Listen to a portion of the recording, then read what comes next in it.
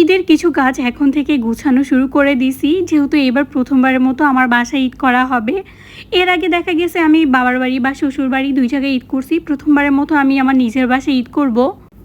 সকালে উঠেই আমার রুটিন শুরু হয়ে যায়, গাছগুলোতে পানি দিব। তারপর এই যে এখানে আমি আজকে বাসার সমস্ত পর্দাগুলোকে ওয়াশ করে দিব।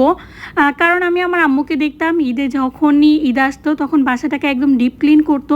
আমি যেহেতু বাসায় ঈদে মানে এর আগে কখনো বাসায় ঈদ করিনি, তো এই প্রথমবার তো আমি এখানে বাসার সমস্ত পর্দাগুলো ওয়াশ করে একদম রোদে শুকাইতে দিয়ে আসছি। আর এবার যেহেতু আমরা এখানে ঈদ করব, মানে আমার বাসায় ঈদ করব, তো এখানে আমার হাজব্যান্ড শুকনো কিছু ঈদের বাজার করে নিয়ে আসছে, তো সেগুলো আমি এক এক করে বের করে গুছিয়ে নিতেছিলাম। তো এখানে আমার যা যা প্রয়োজন ছিল সেগুলো আমি বের করে নিয়েছি, আর বাকিগুলো আমি এভাবে জাস্ট স্টোর করে নিতেছিলাম। আর এখানে সমস্ত জিনিসপত্র ফ্রেশের, তো তোমরা দেখে ভাবতে পারো আমি ফ্রেশকে হয়তো প্রমোট করতেছি, ব্যাপারটা এরকম না। আমাদের বাসার আশেপাশে মানে ফ্রেশের আউটলেট আছে, মিনা বাজার বা স্বপ্ন, এরকম কোনো আউটলেট নাই, তো ওইখান থেকেই বাজার করা হয়। আর ওইখান থেকে বাজার করলে দেখা যায় ডিশ ওয়াশ, হ্যান্ড ওয়াশ, এই সমস্ত হুইল পাউডার একটা কিনলে 2টা কিনলে একটা ফ্রি পাওয়া যায়, মানে একটু সাশ্রয়ী হয়, যার জন্য ওইখান থেকে সব মানে বাজারগুলো করা হয়। তো আমার ছেলে ওইখানে টিস্যুর বক্সটা ওর বাবাকে দেখছিল এভাবে খুলতে, তো সে এটা অনেকক্ষণ বসে ট্রাই করতেছিল, বাট পারি নাই। তারপর এই যে এখানে আমি ডিশ ওয়াশ, হ্যান্ড ওয়াশ, এগুলার জারগুলো খালি হয়ে গেছিলো, যা যা জার খালি হয়ে গেছিলো কিছু জারগুলো রিস্টক করলাম। আর এবার যেটা করছি আমি মানে আমার গ্লাসের জারগুলো চেঞ্জ করছি। আগে আমি দুধ বা চাপাতি এগুলো একটু ওই যে সাইডে যে জারগুলো দেখা যাইতেছে সেগুলোতে রাখলাম, এখন এগুলো চেঞ্জ করে এই লম্বা লম্বা যে জারগুলো আমি কিছুদিন আগে পারচেস করছিলাম সেগুলোর মধ্যে রাখলাম। তো এখানে আমি আমার কিচেন র্যাকটাকেও একটু গুছিয়ে নেওয়ার চেষ্টা করতেছিলাম।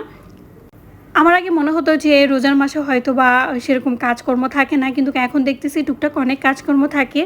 তারপর এই যে ছাদে গেছিলাম, বিকালবেলায় ছাদে যেয়ে আমার শুকনো পর্দাগুলো নিয়ে আসছি। তারপর রাতের রান্নার কিছু প্রিপারেশন নিলাম। এখানে আমি কিছু তেলাপিয়া মাছ ভিজিয়ে রাখছি। তারপর ইফতারের জন্য এখানে আমি তরমুজের একটা জুস বানিয়ে নিব, আর এই জুসটা বানানো অনেক বেশি সোজা। ফার্স্টে আমি এখানে তরমুজ কিছু কেটে নিয়েছিলাম, তারপর এখানে জাস্ট গুঁড়া দুধ অ্যাড করতে হবে।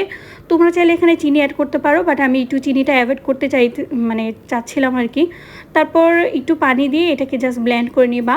তোমরা চাইলে এটা ছেঁকেও খেতে পারো, বাট এমনি খেতে পারো। আমার কাছে মনে হয় যে এটা ছাকার তুলনায় এভাবে রাখলে সব পুষ্টিগুণটা আর কি ঠিক থাকে।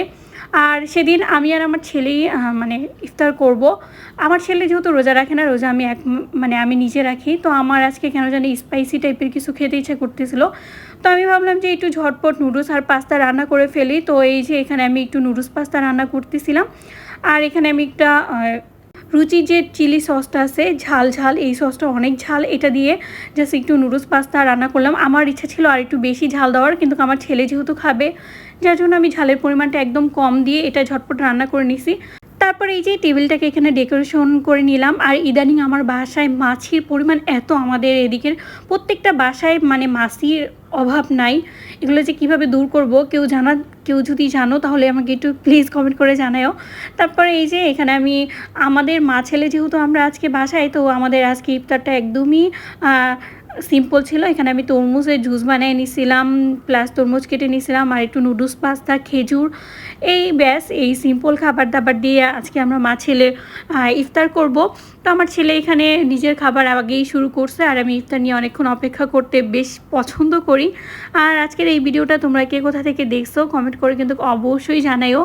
আর তোমরা কে কে আমার মতো এভাবে তরমুজ দিয়ে জুস বানিয়ে খাও সেটা কিন্তু কমেন্ট করে জানাও।